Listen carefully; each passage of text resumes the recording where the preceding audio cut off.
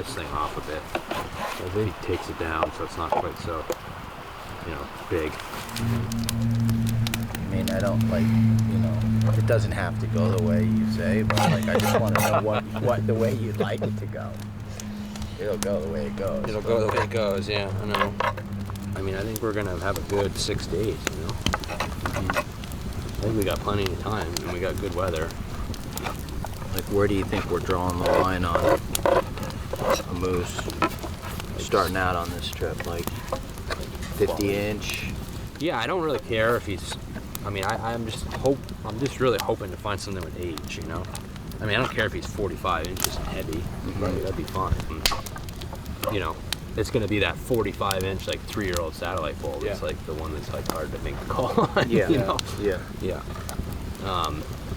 But hopefully we'll just. I mean, I really think that if we put 6 full days in up in this piece, like, I think there's going to be age class in there. Yeah. I think we're going to be able to find something with, 6, 7, 8 year plus type of an animal. So. You've been my sub-permittee for, I don't know, since you were 10. So how many years is that? 22, I guess. 22 years. Yeah. So when you get drawn, you take Josh or Rye. Yep. And let me be over your shoulder. Is that a deal? Yeah. Right. You've been my sub for a long time too, so we'll have to start changing that up, Josh. Yeah. I got one more thing before we go. Remember these? Oh, yeah. The very first moose hunt. Look at the date on that thing. 94. Yeah. Yeah. So I was 4 years old. Yeah. You were like, your head was at my hip. And the moose was laying on the ground and you went over and said, I'm gonna drag him over to the truck. Yeah, and then I remember He couldn't even pick his foot off the ground. remember playing tic-tac-toe. That's why I got a pen. We're playing tic-tac-toe one more time on this box. Don't worry, there's room for you to play on here too, Josh. And you, Rye. I was trying to figure out who won there.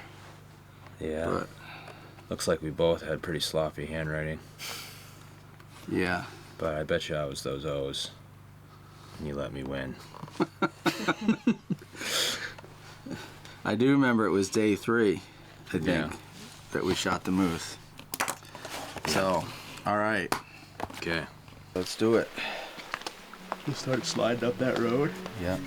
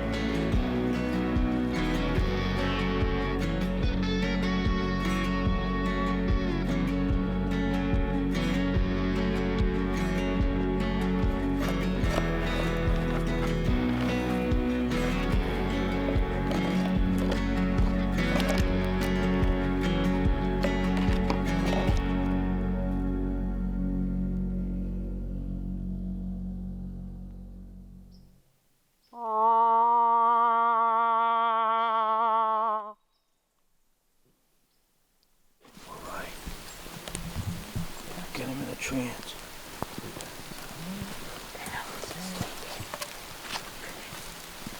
Oh, good. It's raining again. Has it stopped raining? Oh, my God. And loud. Oh, Well, yeah, can you explain what is going on? We're hiding under little fir trees because it's pouring rain again. For the third day in a row. It's rained a lot.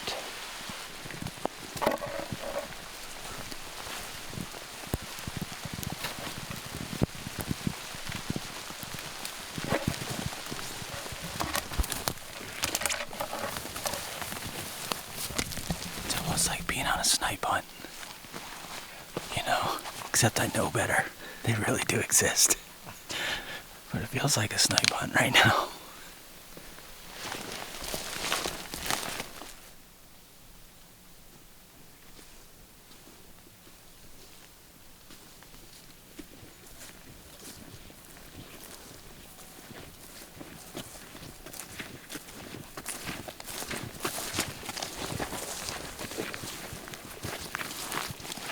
We just did 7 miles. It's noon. Failure as a group is a lot easier than failure as an individual. And I think he's starting to turn around more. He's starting to see that we're all failing together. You know, we might all succeed together as well, but when we fail together, I think it just pushes the group tighter. And I really feel like that's the biggest gift I can give Will with this tag, is to try to hunt as a group, look over his shoulder a little bit more. He goes so hard, and I've gone so hard with him over the years. I was thinking about it, and oftentimes I never even look at him. We just hunt so hard, head down and hunt. And I think this moose hunt is a real opportunity to look at each other, listen, hunt together, move as a group, fail as a group, succeed as a group. That's the gift in this hunt, in this tag for Will. So I'm glad to see that that's starting to happen. It's day 3. We're all pretty worn out, so pretty glad that we got to this point. We'll see what we get into.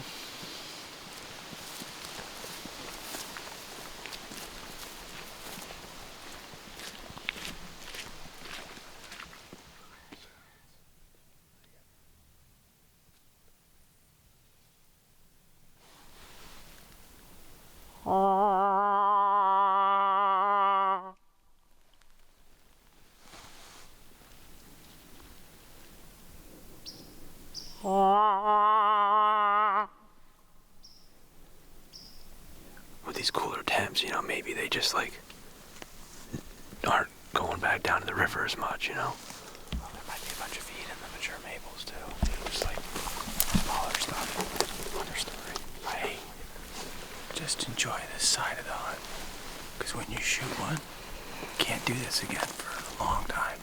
I'm not enjoying. I know you're trying to problem solve. Yeah.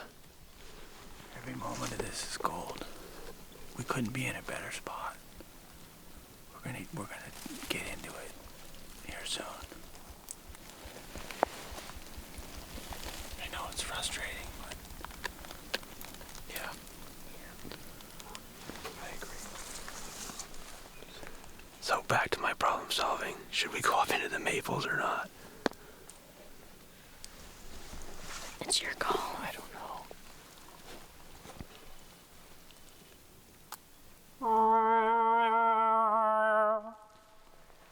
I think the communication between John and William was myself, sort of the middle guy, you know, because I've always been really good at talking to Will. I mean, him and I we're brothers.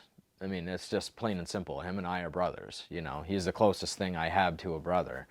There was a little tension on a couple different ends, and people were hurting, but Will wasn't, and he wanted to go. You know, I think Will was anxious to get to that next spot, check for the next moves. We were having a hard time keeping up with them, and It was exhausting hiking the miles at the speed we were hiking, you know, because William is a fast hiker. He likes to cover ground. John would say something, it might have not set in quite as much to William because it was that father-son thing. And I think that for me, it was a little easier to whisper that in his ear and say, hey, bud, let's slow down. You know, as a group, we gotta slow down. And he sort of started, I think, looking around and noticing that, you know, Nick was tired, I was tired, John was tired, you know, and Rye was tired. Everybody was tired, you know, and we were all hurting. We were all sore in some sort of fashion, and I think that that was a pretty important part, having that vocalization and communication, because, you know, sometimes people don't talk about, you know, how they're feeling, or maybe they're embarrassed because they don't want to be weaker than the rest of the group, you know.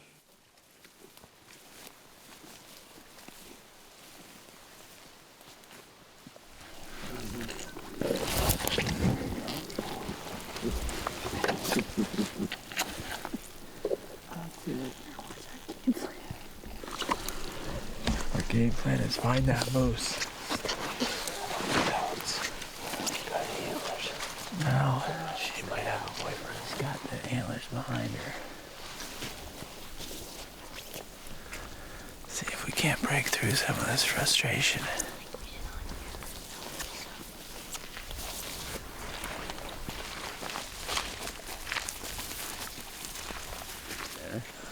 Okay. Come on, concentrate. Cut it. Cut it. Cut it. That's why we're not getting into the moose. Cut it. Take it off.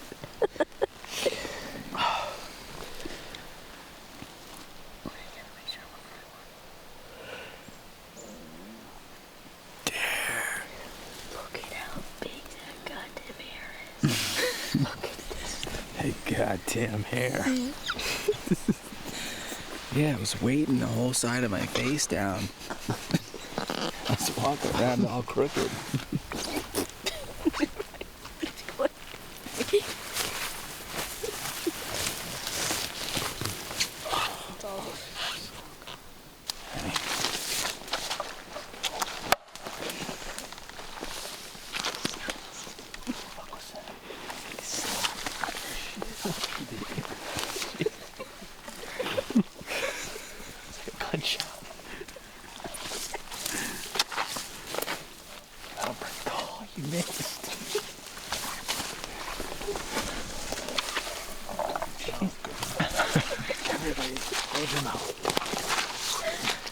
Sir, see it. Let's see it. Keep going. Just do it where you're standing. Let's go. Hit it. Whoa. Probably serve that up at a fancy restaurant. Yeah. Just like that, on the shoulder blade and everything. North Woods ping pong. North Woods pig in a blanket.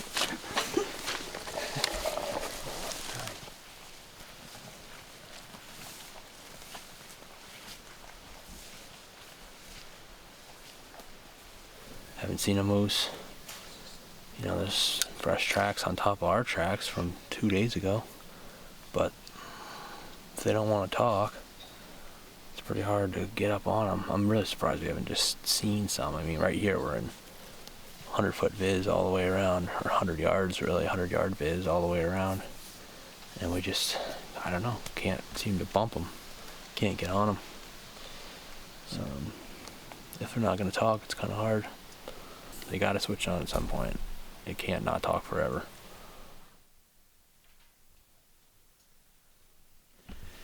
We're just getting prepped to head in. It's we went to a new spot. It's a whole new area, really. It's like an hour drive from where we're normally been hunting.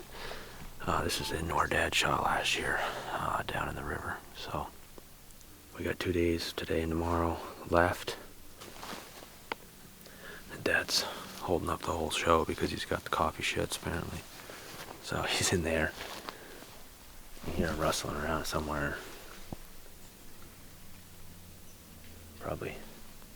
Oh God, he went way up the road. Jeez. Must have been afraid.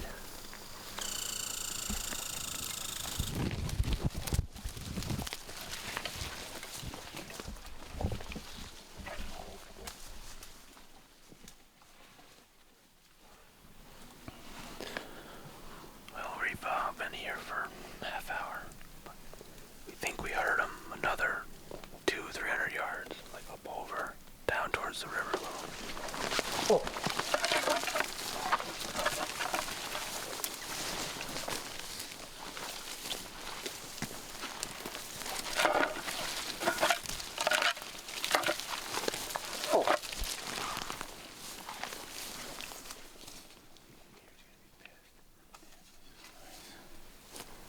If he's in here, he's gonna be pissed.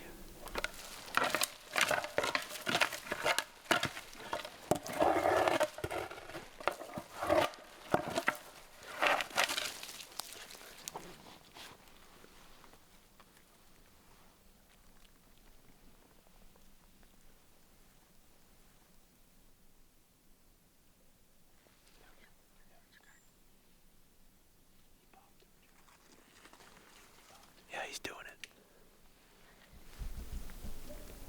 Yeah. A lot louder. He's coming. Yeah, he's coming. He's coming up here. Yeah, he's coming. I don't know if there's another spur. Looks like it opens right up there.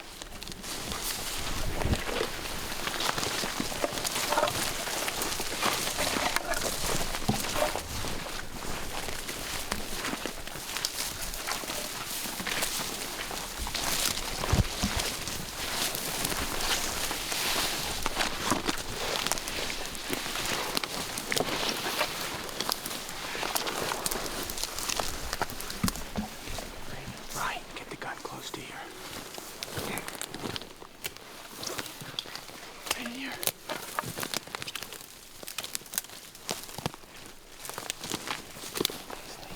Break a little bit. Oh, here he comes. Get in here.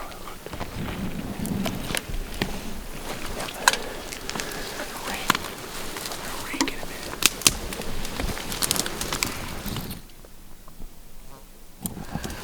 You ready?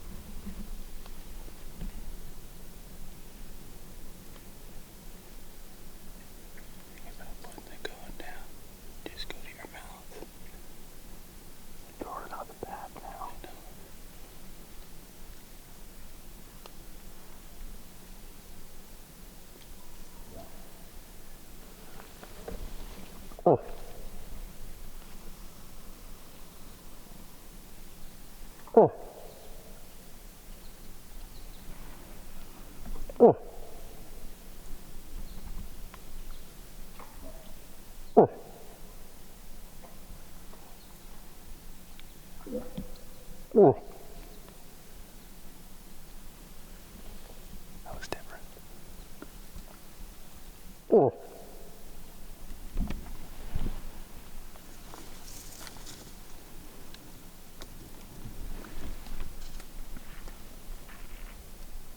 Rake him a little, like.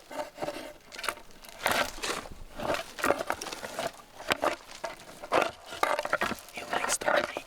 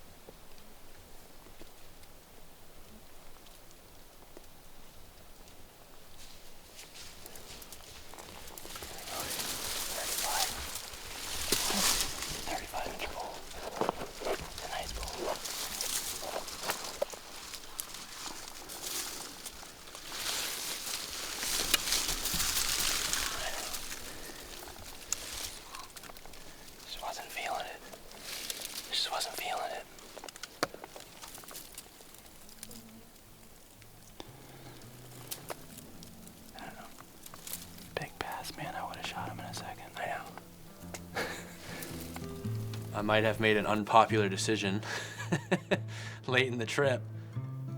You know, chose not to shoot, and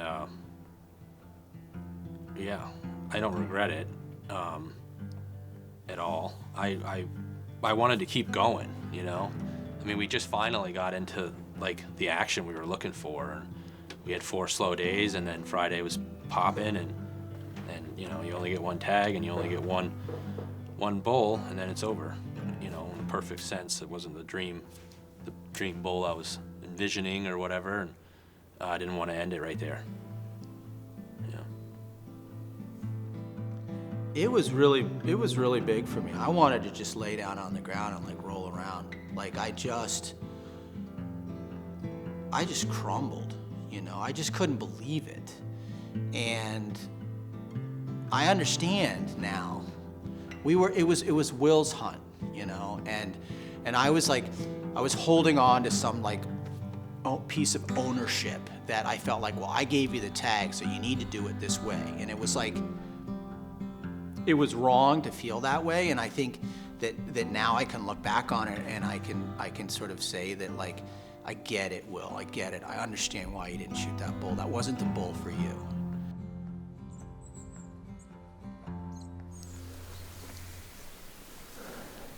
Step number 1, go to where the moose are. Yeah. Step number 2, make a move. Make a move. And then do the deed. That's step 3. Yep. Right. We gotta do step 1 first, so we gotta get down there. Yeah. Alright, then we'll make a move. Then we'll do the deed.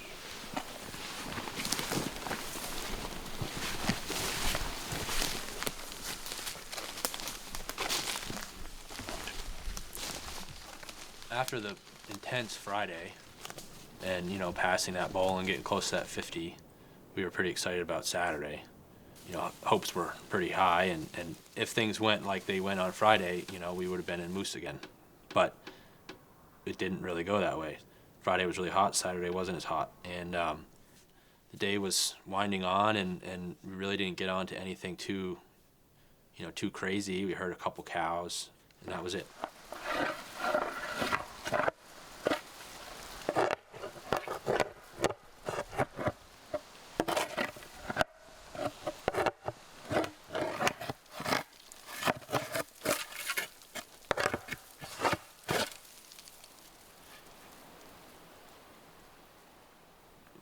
Getting pretty apparent that this probably wasn't going to happen. You know, we probably weren't getting a moose at this point, and started to kind of, you know, taste that, I suppose, and, you know, accept that as the end of our hunt. Started hearing a cow actually down in this bottom. She was bellowing pretty good. And it was right down where we, you know, had that encounter with that big one. So it was kind of, well, maybe he's in there with her, you know, maybe something will happen here in the last hour. And all of a sudden we bumped into a moose that jumped up out of his bed and bounded a couple steps forward and stopped.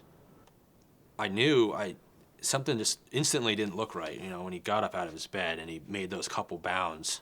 I could tell they weren't strong. Like, he wasn't strong, you know, he didn't charge forward like a normal moose would. And it's like, that just seemed like he was hurt, you know, he just didn't seem right. And he just kept looking back every once in a while, look forward, look back.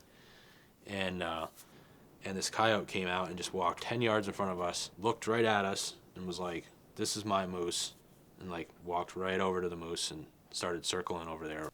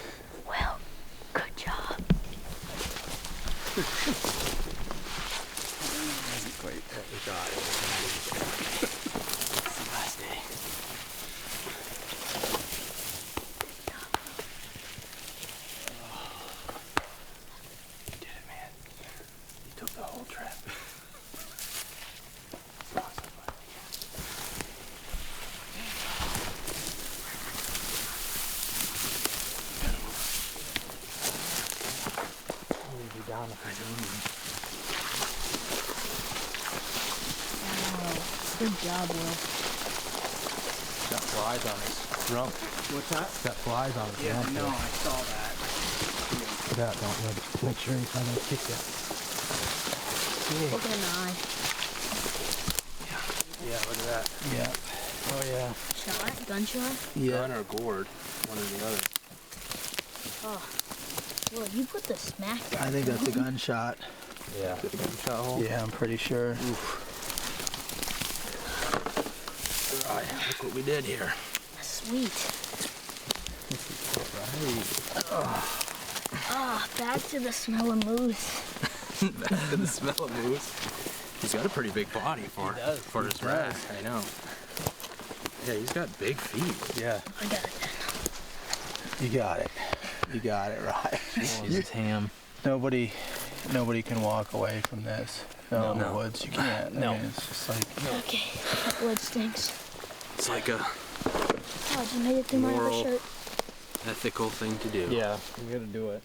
It all made sense at that point, you know, why we pushed to the very last hour of the last day. It was so we could run into him. You know, it wasn't really the bull that I had like dreamed about, but then it was exactly the right bull to take at the same time. You know, that was a moose that was given to us. And I think in some weird way, you know, that moose gave meaning to the moose that he passed, you know. There was an incredible, like, weight lifted off our shoulder that we were these, you know, accomplished moose hunters, you know. But in such a different way, we got there so differently than we thought. And I think that's just what's so interesting about it all. This incredible celebration just started to unfold, and everybody was really happy, and you know, there were some really special moments shared after that. So Little birch bark wouldn't hurt. Yeah, man.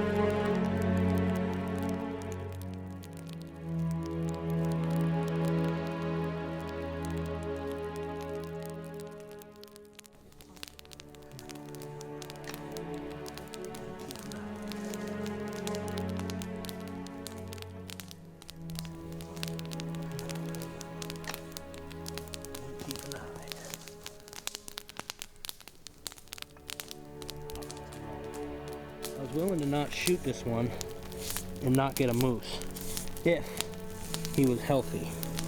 But because he's so hurt and wounded, Why do they twitch like that? well, that's just his nerves. Because he's so fresh, you know, he was alive like half an hour ago. You know? But I was willing to not get one, Rye. Yeah. Like I passed that one yesterday, and that was okay, you know? Yeah. It wasn't the one I was looking for, and it's okay if you don't get one. You don't have to get one. You know what I mean? And so I was gonna let this guy go, but I wanted to, I did want to get one, and I wanted to, you know, I wanted everybody to get one. I wanted us all to get one. And then he was wounded, and so it made sense that we should probably take it. Yep. Yeah. You know, I was hoping to have another encounter like that big one that we didn't get, which would have been really awesome if we could have gotten on some more of that stuff today, but it didn't really work out. How's this look, Will? It's going, right? Yeah. Not too bad. What is that? Where the ear connects? Yep.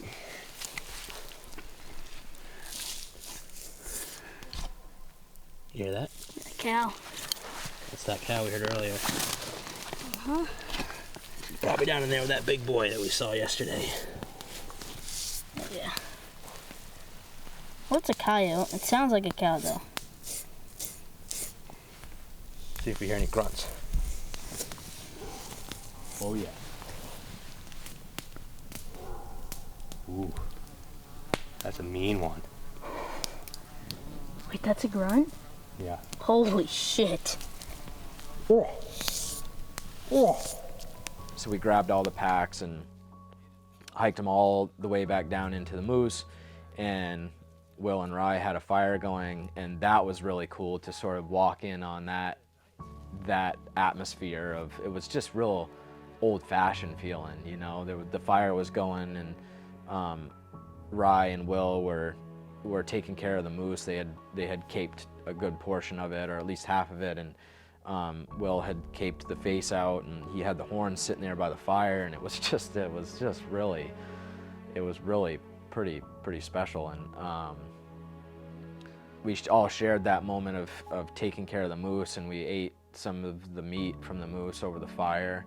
That was really just raw and pure nature, and we were listening to a big bull grunt and cow bellow down in the swamp while we were doing that, and it was really neat how it all unfolded. But it was a gift, and I was thankful that it was able to work out the way it did.